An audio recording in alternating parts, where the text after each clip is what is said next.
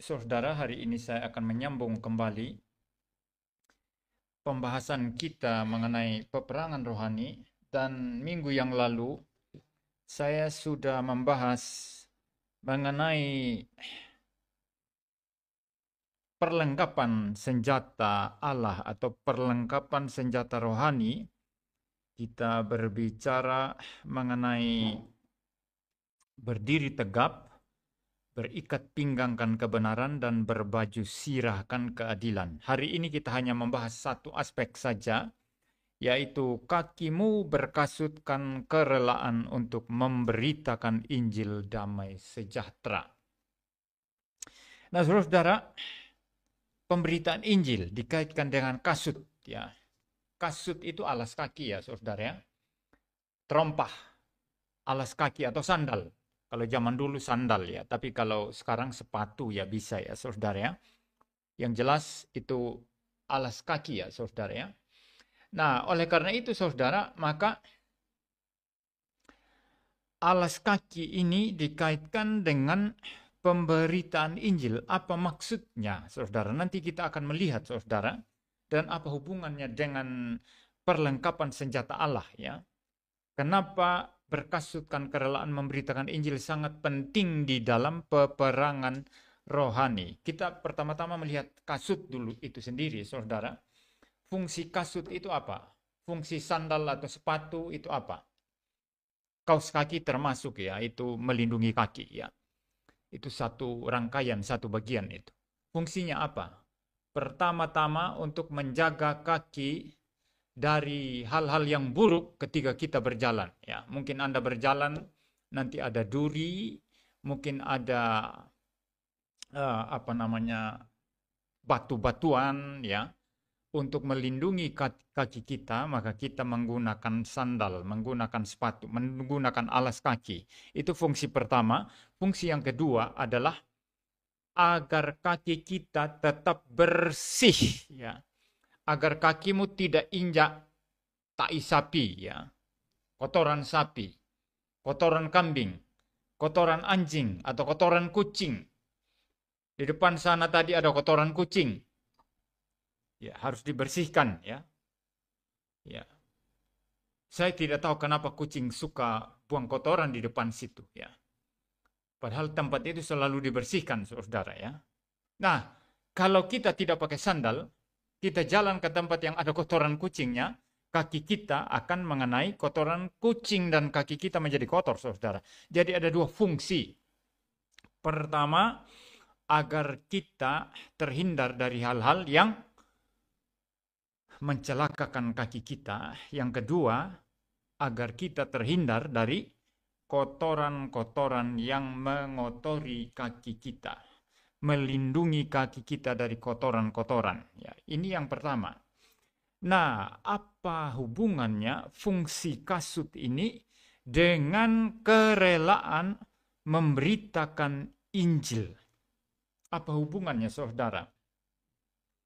Kalau saudara memperhatikan di dalam memberitakan Injil, saudara, kita membutuhkan kekuatan, kita membutuhkan kuasa, kita membutuhkan anugerah Tuhan di dalam pemberitaan Injil. Tidak ada orang yang pergi memberitakan Injil, ya, lalu dia melakukan pemberitaan Injil itu dengan tanpa kekuatan, ya, tanpa tenaga, tanpa kuasa apa-apa, ya, saudara. Kalau Anda memberitakan Injil seperti itu, maka tidak berguna sama sekali dan tidak ada pengaruh sama sekali kepada orang-orang lain.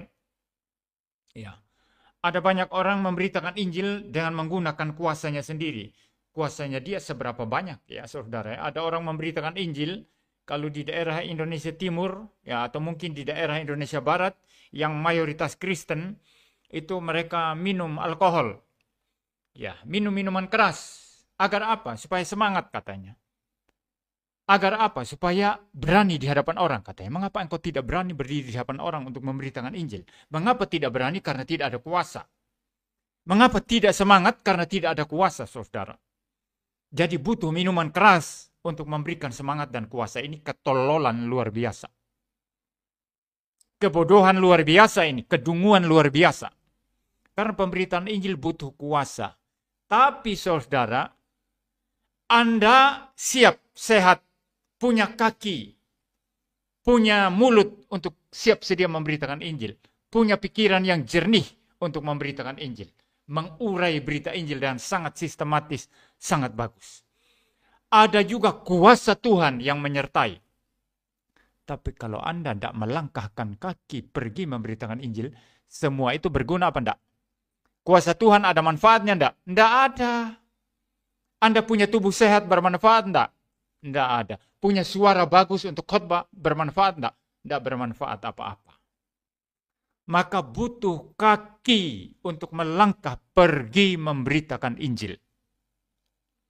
Selama tidak ada kemauan untuk melangkah menggunakan kaki Anda untuk pergi memberitakan Injil, maka semua itu sia-sia. Kuasa Tuhan untuk apa?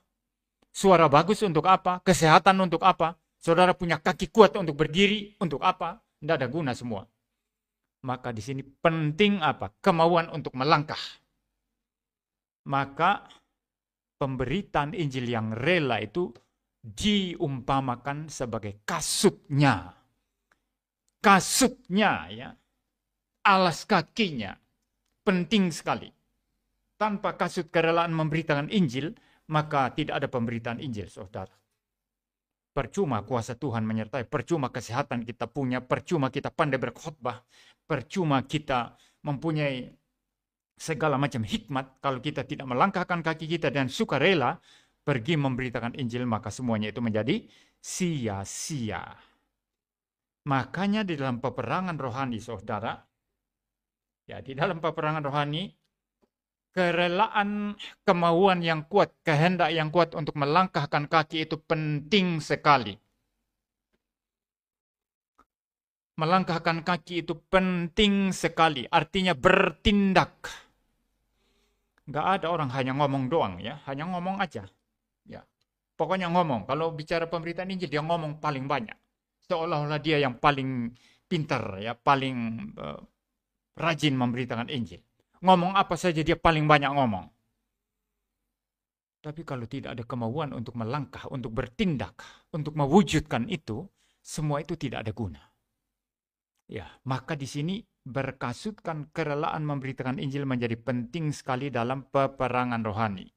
Anda tidak bisa melawan roh-roh jahat di udara, Anda tidak bisa melawan dosa, Anda tidak bisa melawan kegelapan dunia ini kalau Anda tidak melangkah pergi memberitakan Injil. Lalu saudara, ada yang sangat menarik. Kasut itu kan bukan dipakai di tangan ya. Ya ada kaos tangan ya. Tapi sepatu tangan enggak ada kan. Sandal tangan enggak ada ya. Kasut, sandal, alas kaki itu dikaitkan dengan kaki. Ya, kaki ini menjadi penting sekali saudara. Kalau saudara memperhatikan di dalam Yesaya 52 ayat 7 saya akan baca. Yesaya pasal 52 ayat yang ke-7 dikatakan di sana, betapa indahnya kelihatan dari puncak bukit-bukit kedatangan pembawa berita yang mengabarkan berita damai dan yang memberitakan kabar baik, yang mengabarkan berita selamat dan berkata kepada Sion, Allahmu itu Raja. Betapa indahnya kaki katanya.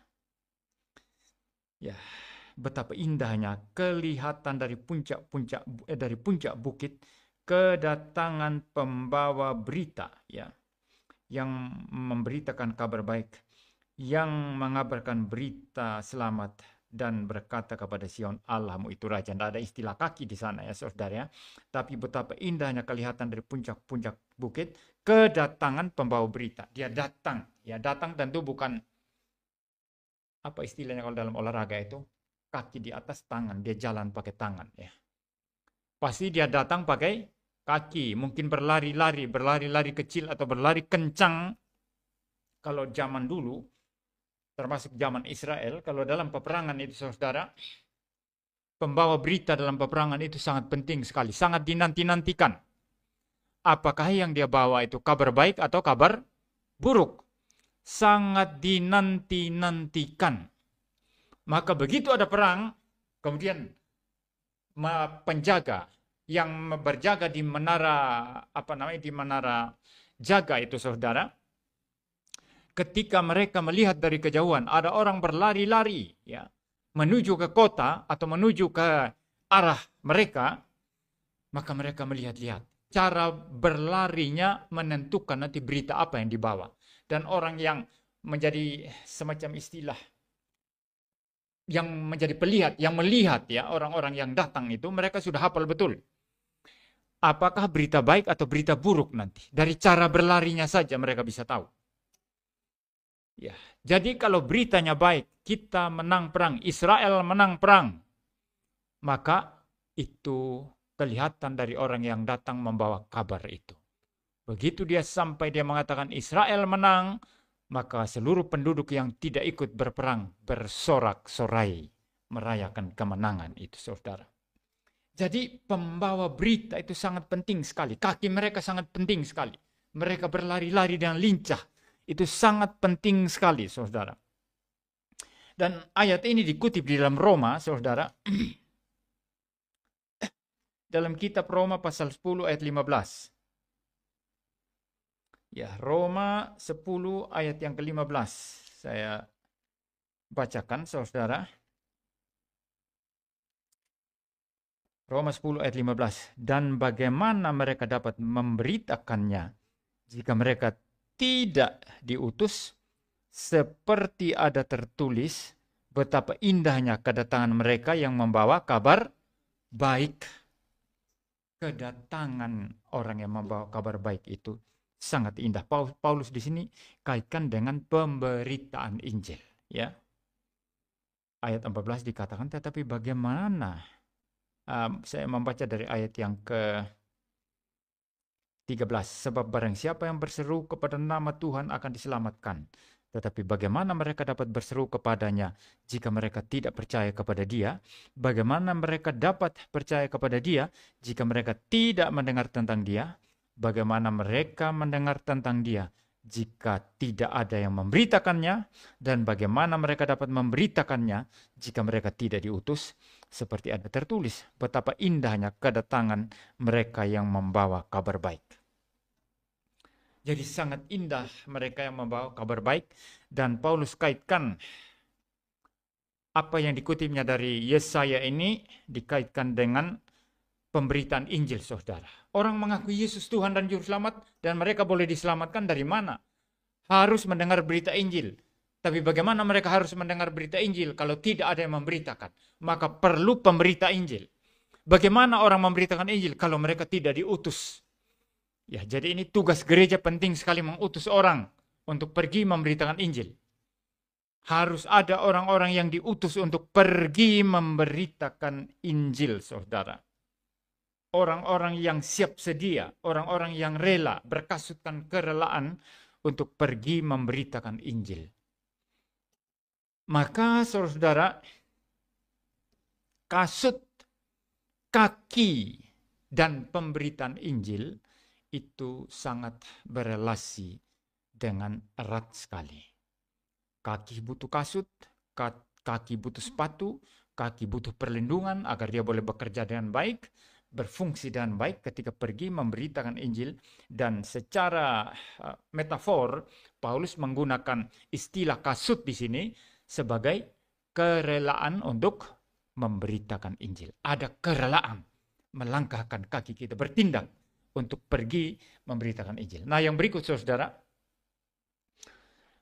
masalah pemberitaan Injil itu sendiri, yang pertama-tama kita kalau memahami dalam pengertian yang sempit itu adalah bagaimana Yesus Kristus diberitakan kepada orang-orang berdosa.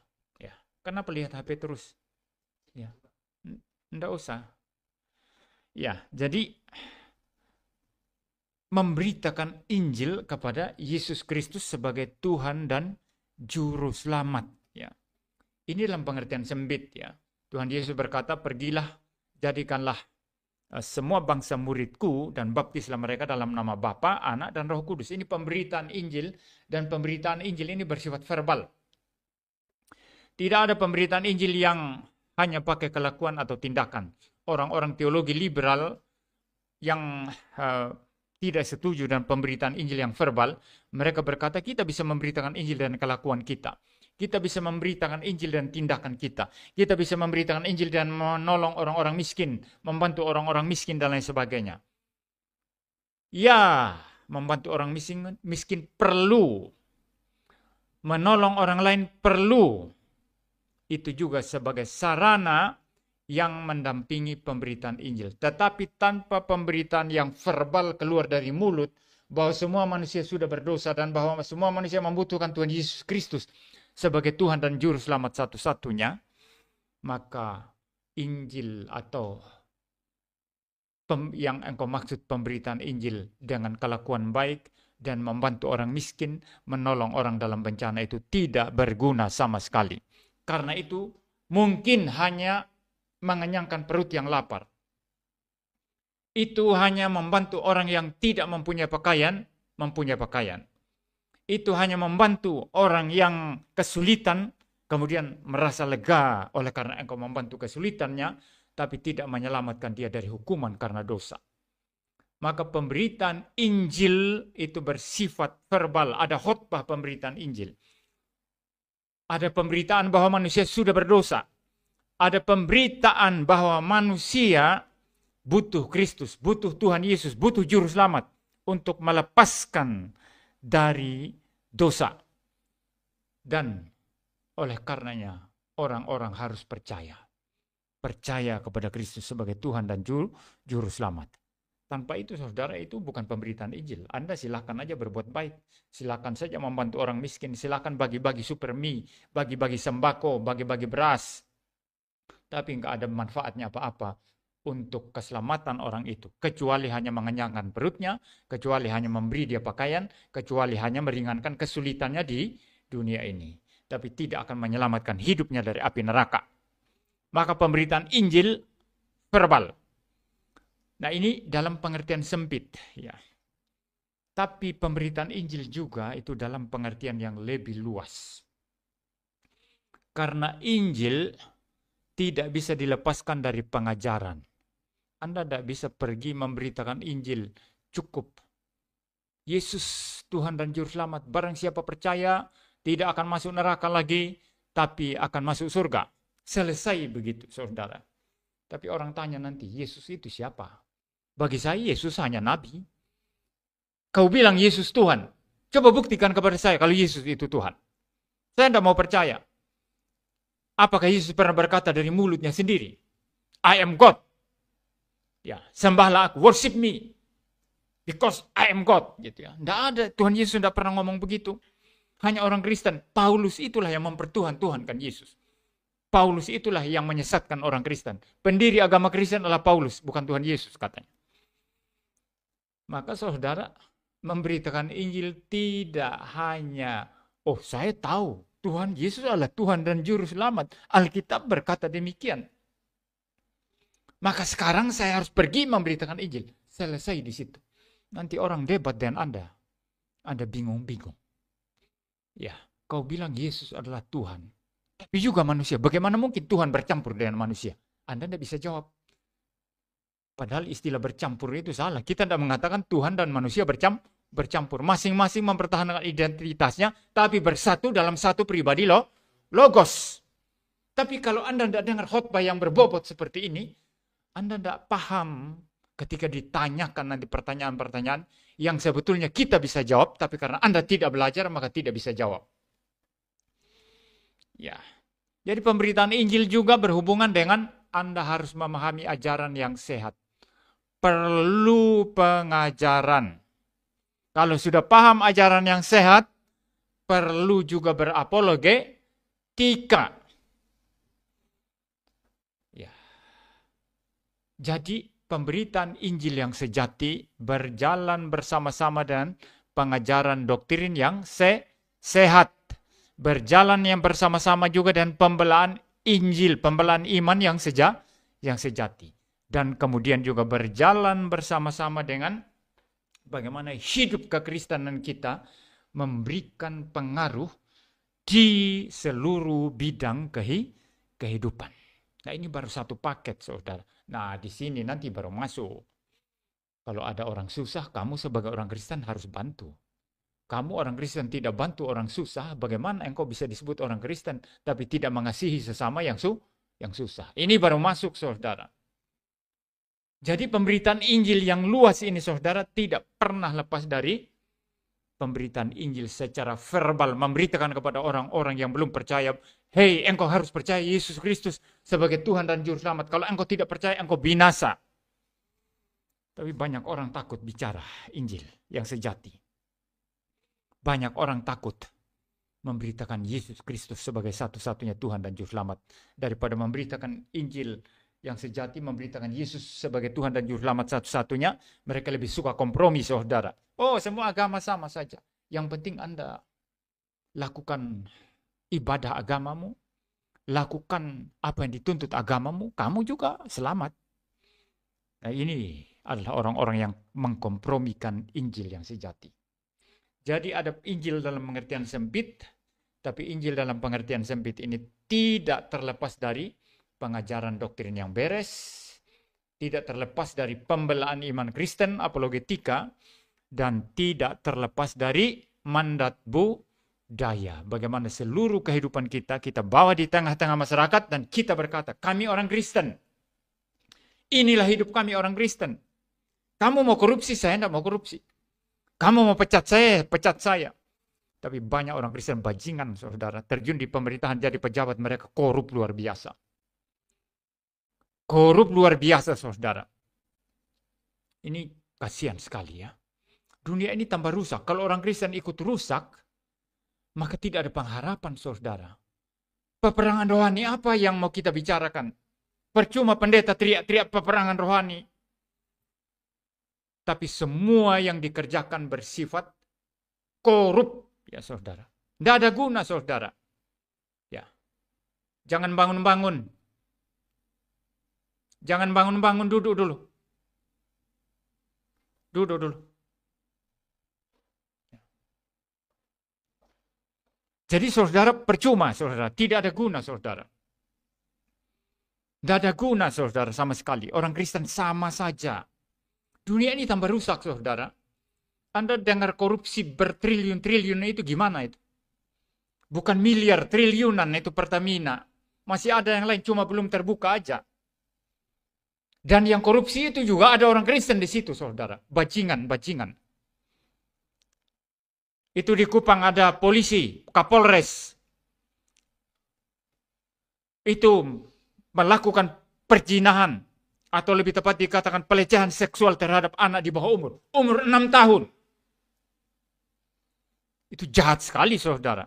Itu dunia, tapi orang Kristen juga hidup seperti itu. Ini kecelakaan besar. Peperangan rohani apa yang kita mau bicarakan? Peperangan rohani yang seperti apa, saudara? Tidak ada guna sama sekali. Tidak ada guna sama sekali, saudara. Jadi, saudara, kalau kita sendiri tidak jujur, kita sendiri tidak lurus, kita sendiri belat-belit, bengkak-bengkok, jalannya tidak lurus, maka bagaimana bisa bercahaya di dalam dunia ini? Bagaimana kita boleh mengambil bagian dalam peperangan rohani, pertempuran rohani? Saya mau berkasutkan kerelaan memberitakan Injil, tapi hidup tidak berbeda dengan dunia ini. Saudara, maka tidak ada guna. Sama sekali tidak ada guna, saudara. Dunia ini terlalu rusak, terlalu gelap. Dan dunia yang terlalu gelap ini sangat bergantung kepada pemberitaan Injil. Ya, tidak usah bilang kepada saya ya. Oh, tidak usah ada Injil, Pak Pendeta. Dunia ini baik-baik saja kok. Tidak usah Injil, Pak Pendeta. Dunia ini baik-baik saja, Pak Pendeta. Tidak ada Injil pun dunia ini bercahaya, cerah. Omong kosong, saudara. Injil lah yang menghambat dunia ini semakin rusak. Ya, di Cina itu kan perang-perang terus saja itu. Zaman kuno itu. Ya, perang-perang terus, saudara, ya. Mulai dari kaisar yang pertama itu yang membangun tembok Cina, Qin Shi Huang namanya.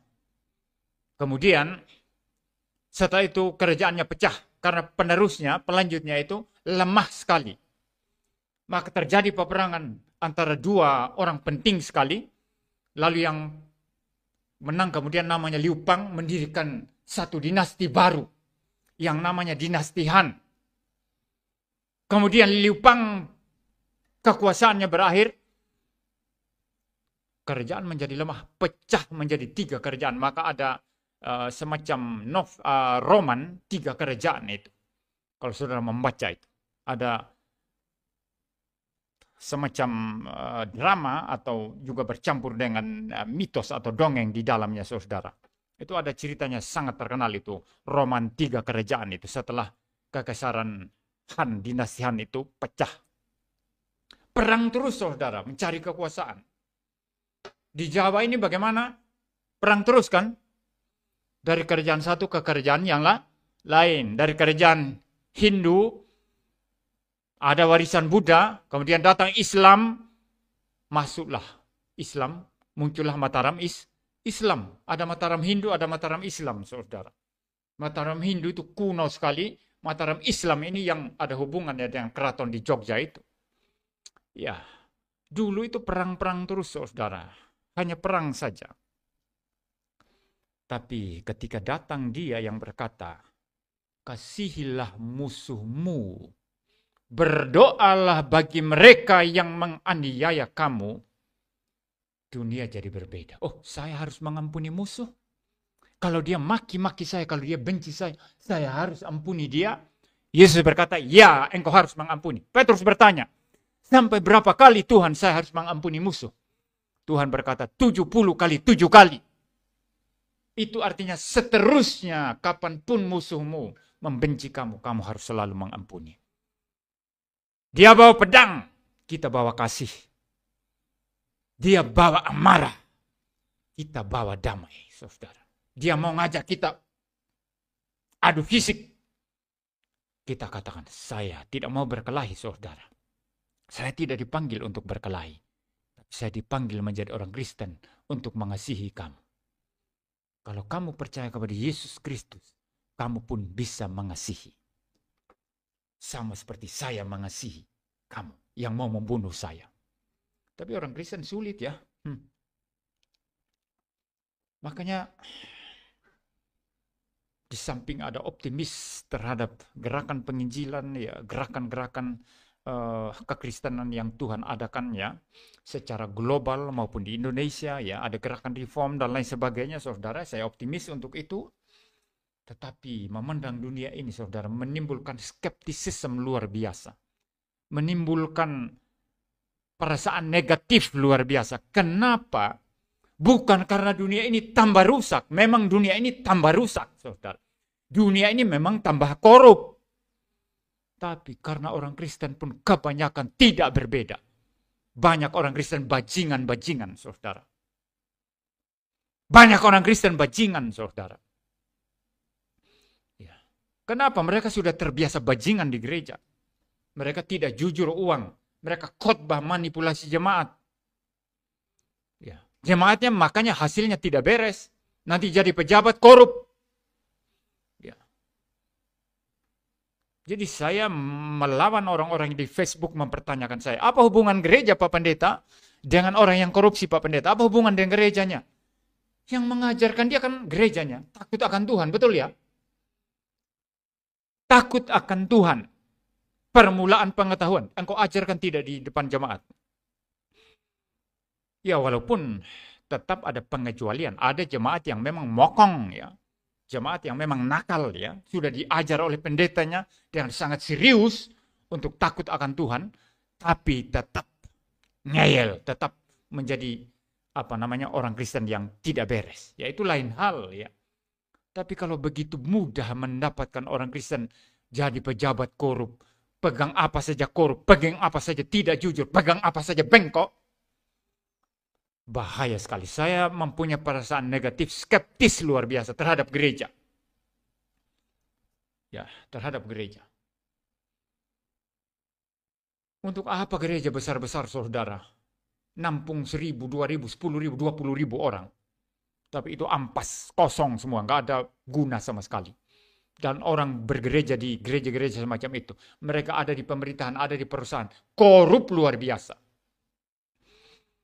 Belum lagi yang tempel-tempel istri. Ya. Ada wil wanita idaman lain, ada simpanan. Itu sudah biasa orang kaya itu, saudara.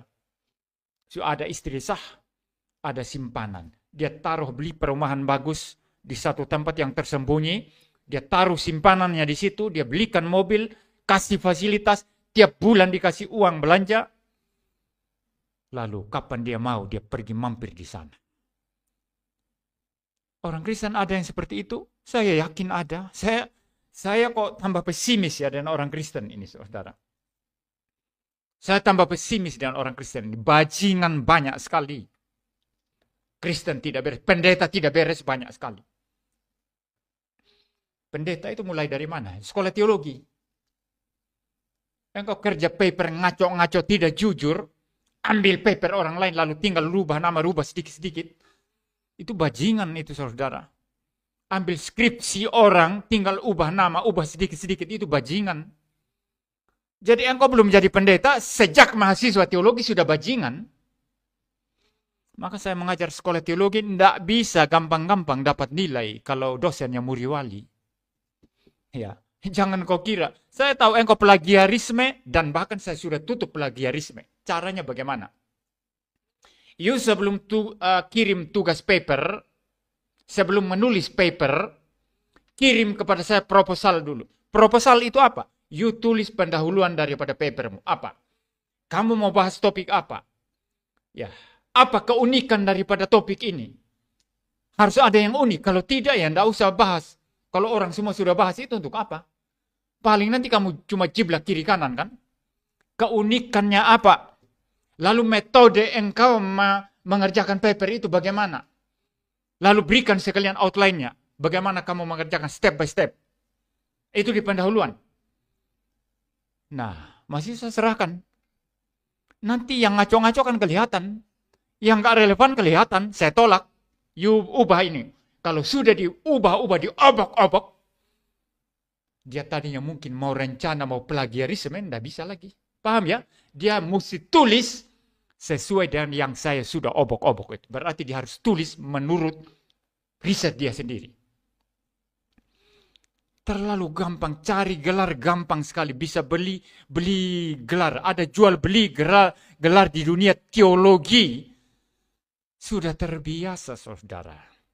Bagaimana Injil bisa bercahaya kalau kehidupan orang Kristen seperti itu? Tidak ada guna, saudara. Maka pemberitaan Injil dalam pengertian yang sangat luas ini, saudara, itu penting. Ini menjadi satu paket yang nggak bisa dipisah. Pemberitaan Injil dalam pengertian sempit yaitu verbal, harus bergandeng bersama-sama dengan pengajaran doktrin yang sehat, bergandeng bersama-sama dengan pembelaan iman yang sejati, apologetika yang sejati, dan harus bergandeng bersama-sama dengan kehidupan kita setiap hari di bidang pekerjaan kita masing-masing menjadi garam dan terang, panggilan, mandat, budaya. Jadi saudara, di situ nanti baru kita melihat kekuatan Injil. Sebagaimana yang Paulus katakan, Injil adalah apa? Kekuatan Allah untuk menyelamatkan manusia, ya. Barang siapa yang percaya, dia tidak akan binasa lagi. Barang siapa yang percaya, dia akan hidup selama-lamanya. Nah, ada satu kisah, saudara. Seorang yang bernama pendeta, ya, yang bernama Martin Niemöller, ya. Seorang Jerman hidup pada era Nazi Hitler. Dan dia suka mengkritik Hitler. Ya, pendeta Martin ini suka mengkritik Hitler dan akhirnya dia dimasukkan ke dalam penjara. Orang kalau kritik pemimpin yang diktator hati-hati ya, kayak itu yang Kim Jong-un ya di Korea itu. Hati-hati saudara. Bayi aja bisa dipenjara seumur hidup. Bayi loh, nggak ngerti apa-apa. Gara-gara pegang Alkitab orang tuanya. Ya, bahaya sekali saudara. Nah, di era Nazi Hitler, itu pendeta Martin ini mengkritik Hitler dan akhirnya masukkan ke penjara. Tapi kemudian setelah Perang Dunia Kedua, pendeta ini dibebaskan oleh pasukan Amerika dan diberi umur panjang oleh Tuhan sampai umur 90-an umurnya. Ya. Nah, orang yang pernah menderita boleh dibilang karena dia mempertahankan iman Kristen lalu mengkritik Hitler, dengan demikian menderita karena Injil, saudara. Waktu dia sudah tua sekali, mau mati, dia bilang, dulu waktu aku muda, kukira aku yang membawa Injil kemana-mana, katanya. Waktu aku muda. Tapi sekarang saya sudah mau mati, saya baru sadar, Injillah yang membawa saya kemana-mana. Dia benar di sini, 1000%. Kuasa Injil yang mengubah kita, bukan kita. Kuasa Allah melalui pemberitaan Injil yang mengubah kita. Anda mempunyai kasut kerelaan memberitakan Injil, rela memberitakan Injil yang sejati. Itu adalah sesuatu pengaruh yang besar sekali. Yang kita bisa berikan kepada dunia, setan gemetar. Dengan demikian, kita boleh memenangkan peperangan rohani ini, saudara. Ya, Injil kuasa Allah. Injillah yang mempertobatkan orang yang paling rusak. Injillah yang membawa kita sampai kepada posisi di mana kita berada sekarang ini. Kita hidup sebagaimana kita hidup. Kita ada sebagaimana kita ada. Karena Injil Kristus. Kasihanlah mereka yang tidak mengenal Kristus, yang tidak mengenal Injil. Maka dibutuhkan kerelaan dari kita. Marilah kita berkasutkan kerelaan untuk memberitakan Injil. Jangan takut, jangan ragu. Kuasa Injil terlalu besar. Lebih besar dari ketakutan kita. Lebih besar dari keraguan kita. Lebih besar dari gemetarnya kita, saudara. Biarlah kita pulang dengan firman Tuhan ini. Dan kita diberi semangat oleh Tuhan untuk boleh memberitakan Injil. Tapi sebelum memberitakan Injil, bereskan dulu masalah kita. Bereskan dulu apa yang tidak beres dari diri kita. Bereskan seluruh dosa-dosa kecemaran kita. Kalau itu tidak beres, tidak mungkin kita berkasutkan kerelaan memberitakan Injil, saudara. Maka kita harus membereskan segala sesuatu yang perlu dibereskan. Dan dengan demikian Tuhan memakai kita. Mari kita berdoa. Bapa di surga, terima kasih Tuhan untuk segala kemurahan dan kebaikan-Mu. Terima kasih untuk khotbah pada pagi hari ini. Berkati kami agar pulang dari tempat ini membawa seluruh penjelasan firman Tuhan tadi ke dalam kehidupan kami sehari-hari. Dan biarlah kami pergi berkasutkan kerelaan memberitakan Injil. Melawan setan, kejahatan, kegelapan dunia ini. Dengan Injil yang sejati. Dengan demikian kami boleh turut dalam peperangan rohani yang sejati. Dalam nama Tuhan Yesus Kristus kami berdoa. Amin.